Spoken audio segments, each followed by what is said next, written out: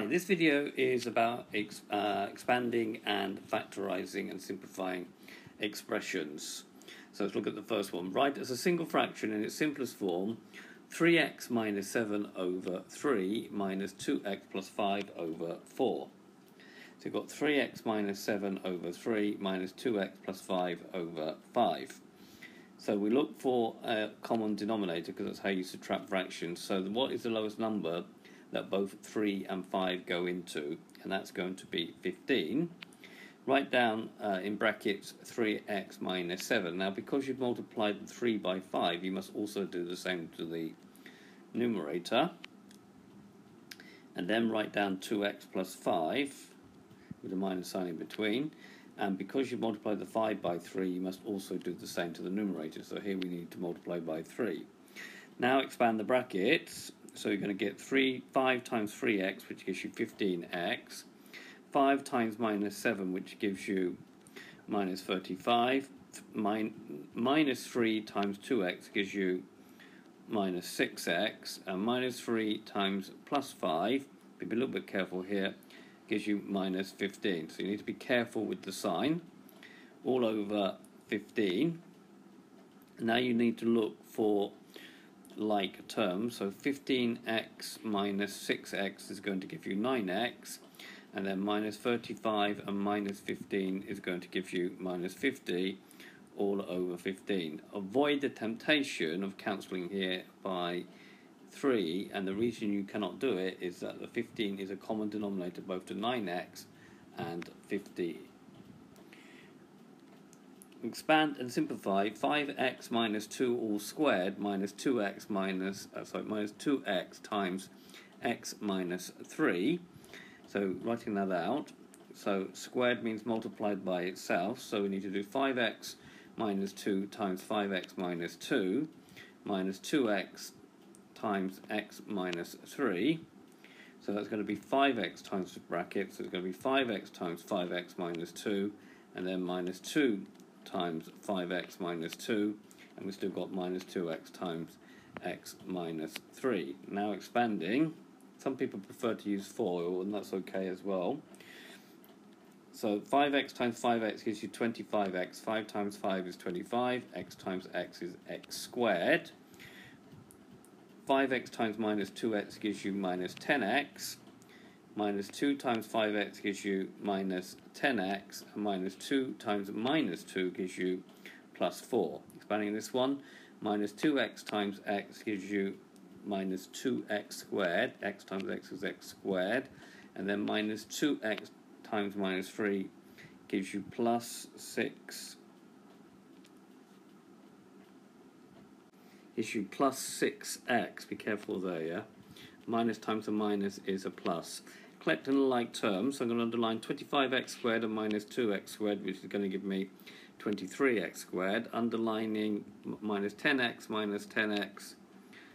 and 6x, that's going to give me minus 20 plus 6, which is minus 14x, and then I've just got the plus 4 as a constant term. Factorize 3x squared minus 5x minus 2. This is a little bit more difficult because there's a 3 in front, so we're going to use the product sum factors method. The product will be this term times this term, including the sign, so it will be 3 times minus 2, which is minus 6, and the sum is minus 5. We want two numbers whose product is minus 6 and sum is minus 5. With a bit of trial and improvement, you could come up with minus 6 and 1. Let's just check that. My product, minus 6 times 1 gives me minus 6. That's okay, that agrees. And then the sum is minus 6 plus 1, which gives me minus 5. And then minus 5 agrees with the sum, so this is okay. So we now write down the quadratic, 3x squared, and we split the middle term, minus 5x, up into minus 6x plus 1x, or plus x. And we've still got the minus 2. Now it doesn't matter which way round you write these two. You then factorise by what's known as grouping. So what's the highest common factor here? It's 3x, and you'll be left with x minus 2. And here there is no common factor, So we'll just put it into brackets, x minus 2, and we'll put a little 1 in front. Right, you can see we've got x minus 2 twice, so that now is a common factor, so that can now come out. So we get x minus 2, brackets, 3x plus 1. Now that is the answer. It doesn't matter which way around you write it, but normally we would write it this way round. 3x plus 1 times x minus 2. Now there are other ways of factorising as well. Now we need to use this in the next question, because 3x squared minus 5x minus 2 appears in the numerator of this one. So simplify 3x squared minus 5x minus 2 divided by 3x squared minus 12. So writing that out, so we should try to factorise both the numerator and the denominator is the strategy. We've already factorised the numerator, so it's 3x plus 1 x minus 2 from the previous part. There's a common factor of 3 in the here. So we'll just take that out. So we'll get 3x squared minus 4. Now if you want to understand factorising by this method, this is 3 times x, 3x squared, and 12 is minus 2 times 3, it's minus 12. And what you do is you underline common terms, so it's just a 3, so you take that out, and then you write down what's left. You've got x times x, which is x squared, minus 2 times 2, which is 4. That's how this works. Now, the top's okay, but the bottom, we need to notice that this is the same as a squared minus b squared, which factorises up to a plus b, a minus b. So a being x and b being 2. So it will be x plus 2, x minus 2. Now because we've factorised, these two things here can cancel out.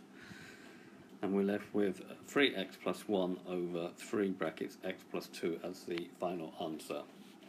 Okay, so this has been a video to show you different types of expanding brackets and factorising different expressions, including factorising a quadratic. I hope you've understood, and I thank you very much for watching.